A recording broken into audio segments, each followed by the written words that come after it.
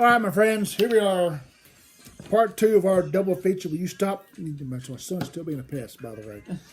I'm fixing that. Deco? Yeah. Anyway. Hi, guys. Yeah, so you're going to think, hi, guys, when I make a smack upside your head, put you in a microwave. I'm going to toss your ass in the oven. That's what I'm going to do. I'm Because it's not so hot as you thought, guys. But,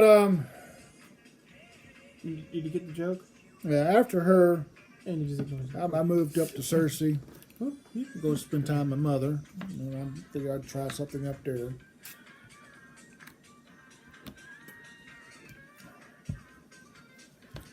So I'm staying with her now. And my sister's ex-boyfriend, me and him were talking. And Which sister and how many? Amy. Okay. That's one of her ex-boyfriends. Which But we were talking about sexual activity. And, of course, after Georgiana, it had been almost a year. And he said he knew somebody. Every kid, every teenager at this point, even today, every teenage boy wants to have sex with an older woman. It's called a cougar. It's called a cougar or a MILF. But Well, MILF is someone that's been married and divorced and they're old. Yeah. There's three Still, it's an older woman. But anyway. That's how I know this, by the way. Internet. anyway, she was about 40, 41 years old. I was 20, fixed to be 21. And I'm making tornadoes. Anyway, he took me over to her house. He talked to her, and she wanted to meet me. And we went over there. He dropped me off. She was in the back room. Her niece was in there talking to me and trying to keep me company for a little bit. And I thought she was her. Well, she was gorgeous. She was a beautiful girl. Her niece was. And then her aunt. She was her aunt. Her aunt came in there, and she was shorter. Short hair. She looked like a wild woman too. And we sat there and talked for a few minutes, and then everybody kind of split. And as soon as everybody split, her top came off, her bra came off, and that was it. It wasn't a whole lot of talking going on. We just jumped right into it, and as soon as we got through, about 30, 45 minutes later, Amy's ex-boyfriend showed up at the door because my mom was kind of pissed off because he had dropped me off at this woman's house for sex, basically. And her name was Myrna, by the way. And Myrna would actually become my first venture into marriage life. Of course, I'm young.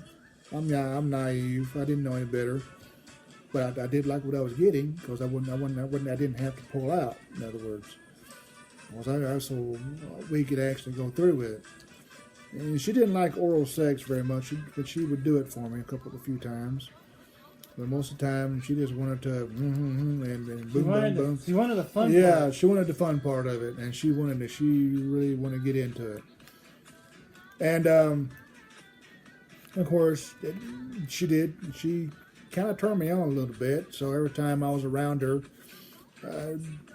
my thing kind of stayed in the hard position. So she couldn't find out. She had talked to Amy. Well, she'd been talking to Amy, my sister. This is after the fact. After we done our thing. And she says, I don't know what he's got in that thing. It's like he's got concrete in that thing. What the heck? It won't go down. And I caught her niece looking at me one time, like she wanted to experience it, but she thought otherwise, so she didn't want to upset her aunt. But anyway, she had two sons. One was a little bit about 2 years older now. About it was about a year or two apart, so to speak. Imagine getting married. And then the other your one, father's 2 years older than you are. yeah. And then the other one was 4 or 5 years younger than I was. He was younger. Jason and David were their names. Stepson. And At first they were okay with it. They didn't bother with it. But when they slid my car off in a ditch, David kind of turncoat on me, like it was my fault that he ran my car off into the ditch and it pulled out of the ditch, tore it up or whatever. And he went turncoat on me. Started to get an attitude towards me. Jason, he didn't care one way or the other.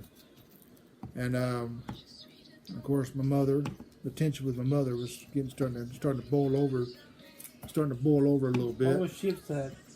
Because I was an older woman, and she thought this older woman was leading me astray. I'm 20-something years old, fixing to be 21. It's my decision what I wanted to do. But my mother was being overprotective, like I am overprotective of you. My mother was doing the same with her. Sometimes you're overbearing, but yes. I know you mean well. See, and that's how my mother was. That's how my mother was with me having this relationship with this older woman. She thought she didn't like the idea of her and I hooking up. And when we started to enter into a relationship, at least you're not like this. Pin drops. Watch out, son. And with the tension with my mother and her son, it made our relationship a little tense. One time, my mother kept me out of the house because she didn't want me being with her, and I didn't want to listen. I even turned down a 17-year-old girl. I mean, this 17-year-old girl she was gorgeous too. She was a very beautiful woman. And she had blonde hair, and she was really interested in me. But when I'm with somebody, You're loyal. I'm loyal. And I'll do my best to make sure the relationship stands, whether anybody else likes it or not. And so we'll say me and her, Myrna were having some issues, and because of her son, and we split up momentarily. But she couldn't be without me, and she was hooked. I'll tell you this much: she was hooked, and not because of love. She was hooked on the rock. Yeah. As you so lovelily stated it. And she also was being defiant of her family, and that was I don't think the rock was the main reason she was being defiant. I think it was because of her family. I can do what I want to. I'm 41 years old. If I want to have sex with a young boy, I'll do it. Boom. And don't tear those up. Not. My God, he's being a pest today. Anyway, I'm just feeling. I tried to get my stuff and go back over there, and she said I couldn't stay there because of her son. So I ended up getting my stuff and trying to find some place to hold up for the night until I can call a ride. And this neighbor of hers thought I was stealing something, which I was not. Cops came in there, and one of them wanted to arrest me and throw me in the jail, and the other one said, "No, he ain't done nothing. Put him in the holding cell. What's wrong with you?" So they went through my stuff, and I stepped in the holding cell for a little bit until my dad came and got me that morning. And I called my mom and said, "No, you stay there. Think about what you did." I didn't do nothing. I wasn't guilty of anything. So why do I got to think about what I've done? She was just that pissed off at me. And of course, after that, I didn't talk to her for a few years after that. For let me sit there and sit in a holding cell when I wasn't guilty of anything. You did jack shit. I did jack shit, basically. I did jack nothing. I mean, I was having sex. What do you want to do? I was having sex with an older woman. Whoop-de-freaking-do. She was consenting, you were consenting. Exactly. Both of age. Both of age. So why the fuck not? So, yeah, exactly. And so she let me sit there, and of course, after that, we didn't talk for a few years. I forget along 2, 3, 4 years. We didn't talk. We stopped talking for a while. And my dad came and got me that morning, Went back home to Grandma's, back to my room. My room. And no one touches. And me and Myrna started talking again, and I went back to her, and we ended up going to the courthouse and getting married. Upon my return, though, her son David didn't like the idea, but she wanted me to come back. Well, so I thought. And her son confronted me, and I could have hurt him. Seriously, I could have beat the shit out of him. But I put up enough effort to get it to back him off of me. Let him know, you're not going to push me around like you did Amy's ex-boyfriend. He jumped Amy's ex-boyfriend and beat the shit out of him. And beat him to a bloody pulp. Why? Because he didn't like him. That's the only reason. That's the only excuse. He didn't like him. So he got off the trash truck one time, got him on the side of the road and beat the whole hell out of him, left him laying on the side of the ditch. He wanted to do that to me, but I was too strong for him. And I've only a year and a half difference. He was bigger, taller, but I just had too much mass. I had too much mass, and like I said, I could have tore knock your shit out. I could have tore into him, but I chose not to. At first, I punched him in the gut a few times real hard, and then I stopped. I was like, no. And then he attacked me again, and then we wrestled a little bit. By the time she didn't call the police officer in there, and I wasn't backing down from him. I wasn't going to. And like I said, I didn't want to hit him too. I didn't want to hit him as hard as I wanted to, because if I did that, it would have hurt him. Well, I could have sent him to the hospital if I really wanted to. But I didn't. Look at the size of these arms. But I didn't want to. I didn't want to. I didn't want to hurt him. Like I said, I just put up enough effort to let him know I'm not scared of him. I'm not backing off of him. So it didn't matter what you throw at me. You're not gonna put my ass down. Semi-truck. And the crazy thing about it is, after the police came and arrested him, we jumped on the bed and went at it. So, no, I'm not kidding. I'm not kidding. About 20 minutes, 30 minutes after they took his son off to the police station, and had him leave, we were undressed and in the bed going at it. Just like you. I fucked your mom. No. If you want to look at it that way, that's probably how it was. So anyway.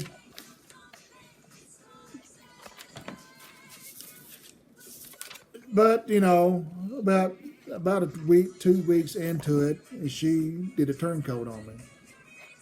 And that's why I think she married me at the courthouse, was to get back at her son and another family, and put a knife and just kind of spit in my mama's face, basically. And I did the same. Because it was my choice, my decision. We don't like being controlled. We don't like being controlled, and so we did it out of dissent. Not malice, petty. No, not petty. It wasn't petty. It was anyway. Did it in defiance. That's a video game. Yeah. Yeah. And like I said, soon after it, she did turncoat, and a few months later, we filed for an annulment. Oh, what? Annulment. It wasn't a divorce. It's the same thing as a divorce. It's saying you two are done. In a piece of paper, it says it's like a divorce, but less hostile. Less hostile, because there's no property being exchanged, no cars being exchanged, and no. It's like, hey, we're done being married from now. No kids. And prior to that, I had a chance at a relationship with a better lady, a girl more my age called Daphne, but I kind of screwed that up. No, I kind of screwed that up. It was kind of my fault because I misread some messages from her, body language, so to speak. But I could have had a relationship with her and save myself a lot of grief. But can't go back and change the past. So you were almost part of the Scooby-Doo game, but you failed. Huh? Daphne, Scooby-Doo gang? Shut up. But I mean, they had you as in the Scooby-Doo game, and the monster. We got an annulment, and got the papers all signed up and everything. Ooh, what the? And that was my first venture into marriage, into married life. Dad, I can imagine it now. And it wasn't very good. And I think our relationship overall lasted about 6 months. 3 months in the courtship, 3 months in the marriage. And that was about it. I can imagine it now. You and Scooby-Doo gang. Boo! What the fuck? I give up. So the following 2 poems were written during our relationship. Love It Hurts and I Lay Awake. So I did write some poems about it. Like I said, the sex was good. It's just the intent was not. So here's the first one. Love, It Hurts. This is the first poem I wrote about our relationship. Love is a special feeling inside. It is pure joy for 2 lovers to cherish. Love is for everyone to take hold. But love, it can cause hurt as well. When doubt and fear enter your heart, you feel restless with sleepless nights.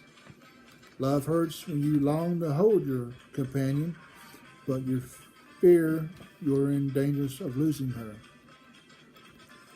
Love, it hurts when you love someone so much you feel she's your only hope.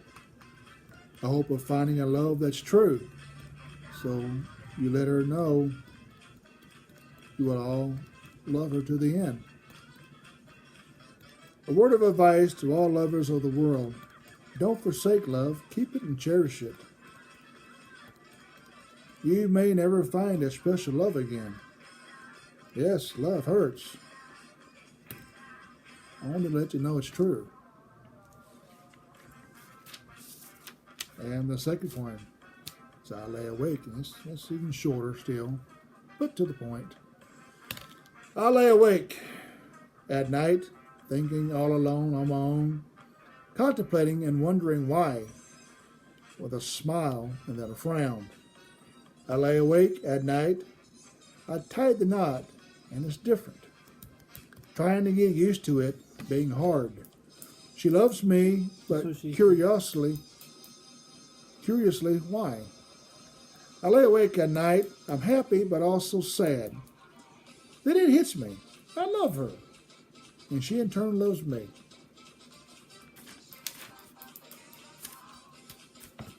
Short, sweet, and to the point. And of course, you know, that goes back to saying that everything. Sex is one thing, but if there's not love and emotion and feeling in it, there's no passion. There's no passion, and that's what happened here. With Georgianne, there was actually passion, and which is why the breakup was different. Was different on different terms. With Trish, there was passion, and that's why the breakup hurt so much. With Julie, for her, it was sex. For me, I wanted something more, but when she saw that I wanted more, she wasn't ready for it. She said, nope. So it has to be passion, but from both sides of the spectrum. Because if it's not passionate from both sides of the spectrum, then that's a lie. It doesn't work. It doesn't work, and that's what happened here with Myrna. There was two negatives make a positive only in math. There was no passion in our relationship. Even for me, to me, it was sex. I liked the sex I got from her. To Myrna, it was defiance. It was a slap in the face of her son. You know, it was just. And she enjoyed having sex with me. I no doubt, because she liked what she was getting. It's just that it's just more of a slap in the face. It was defiance against her family, so there's no passion there. The passion and the sincerity has to go in both directions. Because if it goes in one direction, it's a lie. If it goes in neither direction, it's a lie, and it just turns into a good lay, and that's about it. And that's all the relationship is. It's sex, and that's it. If you have passion for each other, and you show passion for each other, then you actually got something to work on. But if one side has passion, the other side don't, or if neither side has passion, then it's just not going to work. That's just the bottom line. And that's what I was starting to learn. That's one of the things you have as you hit your teenage years and your adolescent, you get past your adolescent years into your teenage years into your young adult life. That's one of the things you have to learn.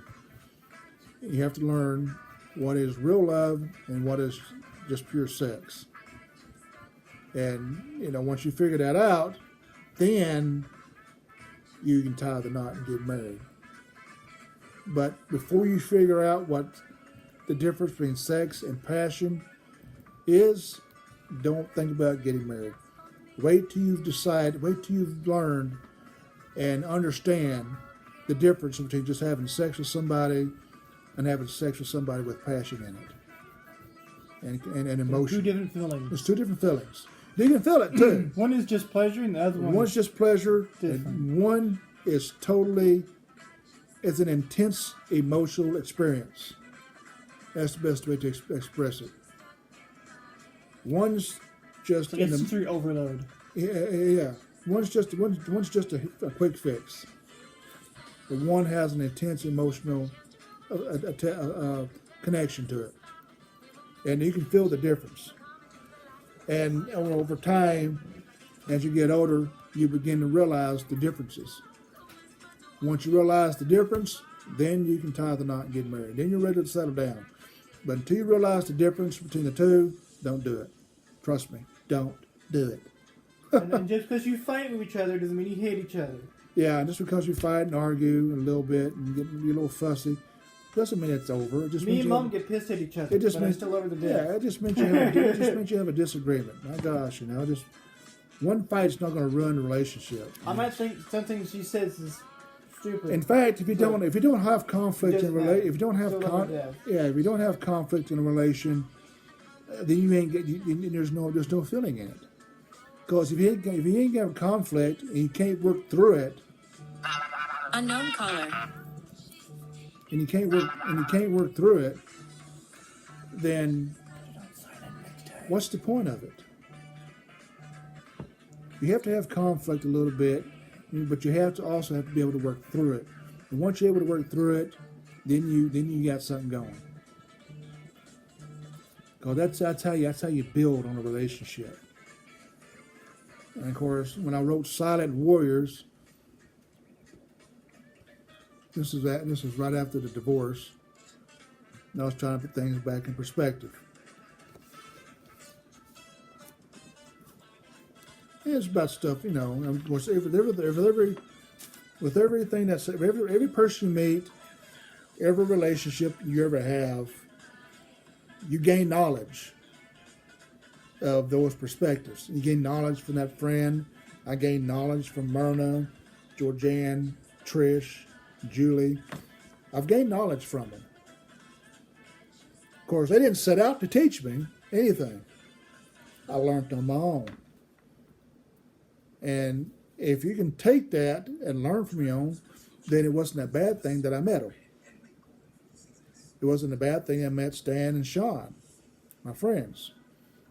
Like I said, every person you meet, there's a person you met them. There's a reason you met them. There's a purpose behind why that person has greeted you. Even if it's for 5 minutes, there's a reason you met that person. There's a purpose behind it. It makes you grow. It makes you. It not just makes you grow. You have to realize what that purpose was. Like one person told me one time, no matter what you're going through, every tragedy has a lesson. Well, he told me, no matter what you're going through, you keep walking. You'll finally reach the light of the tunnel. What does that mean? If I keep walking, I'll finally reach the light of the tunnel. It means you may be in a dark place, you may be in a place where it's dark, you may be in a bad place, but if you keep walking forward, You're gonna come out. You're gonna come out of that dark spot. And you come out of that dark spot, and you can come out of it a better person. So that's what that meant. I didn't think of it at first in that perspective, but over a period of time, it begins to stick with you. And that short little phrase, I'm still using today, nearly 20, 30 years later. So, here's Silent Warrior. A hard-fought battle, a war that took its toll. Seemingly, he's been beaten. But was he really defeated? Or was a victor in the sense it made him more aware? Knowing there is a reason for these continual wars, he intends to find it and become stronger than before. He seeks to become a powerful so to be. Look there at the top of that mountain. He stands alone. There is no one else up there. He is quiet, doesn't speak, and he has no name. He is like the Pale Rider riding toward the sunset, a ghost in the darkness that comes from nowhere.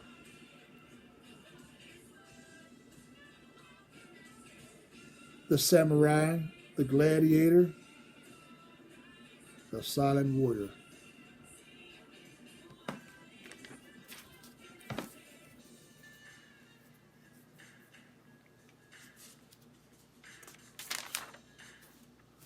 All right. Book. All right. Obey your thirst. Drink your Sprite. It's good stuff. Is that in the commercial? Yes, it is actually. From an old commercial. Obey your thirst. It sounds familiar. Anyway. He's sponsored! No, I'm kidding. There's a sponsor there. I wish. Imagine being sponsored by Stop Sprite. messing. I'm going to beat him today. Fart in his pillow is what I'm going to do. You ever farted in someone's pillow and then we go, and you watch them after you farted in the pillow? What the hell? What the hell? You got to wash it until you yank the pillow sheet off and you try to lay back down and you still smell it. Imagine that one guy, his wife slapped him awake and pretended to be asleep. Yeah. And then he wrapped her in a blanket and farted and held her down. Yeah. My Uncle Puncher did that to Aunt Debbie one time.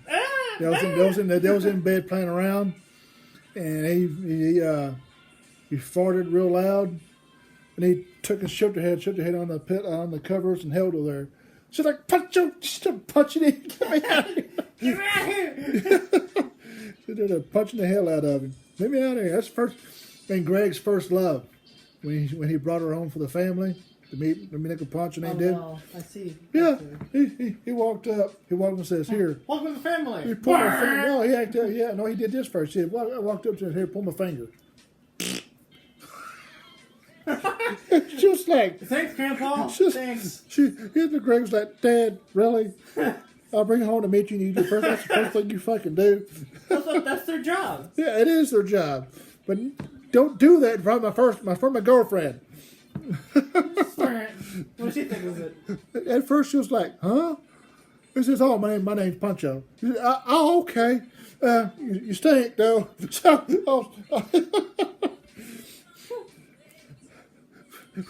Our family's weird.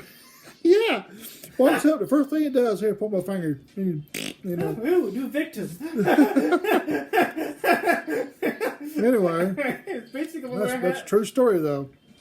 Basically, I went, hey, look, a new victim. Pull my finger. But like you said, like we said about arguments and stuff, that we've been trying to be philosophical. So this next poem, and we'll wrap up chapter 2, episode 18. This is a philosophical poem. That's what I would call it, but it's an argumentative, actually. It's an argumentative poem, but based on the philosophical reasonings. Because I look at life basically in a philosophical way. It's basically how you have to look at life. You have to look at life in a philosophical way to try to understand what life is really throwing at you. The life's going to throw you a bunch of curveballs. And it's going to knock you down. Then you want to try to get back up. It's going to knock your ass down again. Then you got to try to get the hell back up. It's going to knock your ass back. You have to keep fighting. You have to keep fighting. Because eventually you're going to get to where you want to get to. And sometimes you don't get to where you want to get to. Sometimes you get to a point where you're just complacent to where you're at, and you just, boom, you just stay there. Because that's as far as you want to go anyway. And if something breaks loose, and you able to go further, boom, you go further. But never force the issue. Never force yourself to go forward unless you're ready to go forward. When you're ready to go forward, then you go forward. You move forward, you take that chance and go ahead. But if you ain't ready, you're not prepared, do not force the issue, because that's when mistakes are made. Okay? That's when mistakes happen. And that's when a lot of bad things have happened. Because when people get tired of sitting in the same spot and they see an opening and they take it without realizing what they're jumping into. Oh, look, a cliff. Yeah. You jump the cliff and there's no water there. There's only rocks. There's only rocks. And you're like, shit. But by the time you jump, you see it, it's too late. It's kind of, gravity takes over. So that's kind of what this poem here is. It's an argument about fantasies and the dream world. The differences. Well, there is differences between fantasy and a dream. There's a difference. And that's what this poem is arguing. One's weird and one's strange. So I'm going to read Fantasies and the Dream World, and then we'll wrap up this segment, and then upload, and that you guys get caught up on episode 17. You go on your date. Get caught up on 17 and 18, get caught up on the story, and we'll get 18 and 19 out as soon as we can. All right, so here is Fantasies and the Dream World. Life, a question of living. Dreams, a question on living.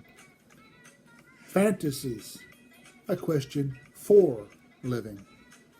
Are dreams and fantasies different? If so, how different are they?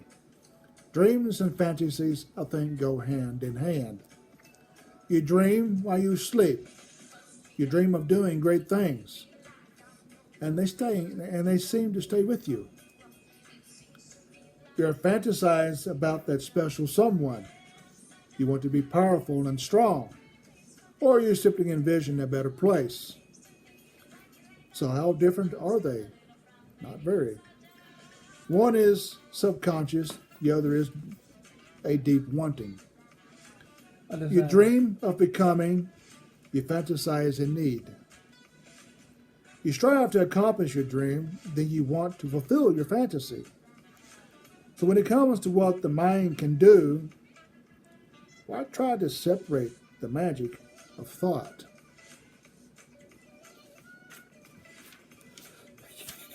And that, my friends, will end episode 18, chapter 2 of Just a Dream. You get a voicemail. And I'll check the voicemail in a minute. But in the meantime, see you next time. Why? I didn't see your peace sign. Why? There's your peace sign.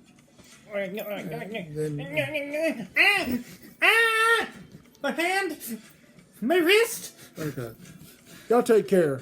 I'll see you next time.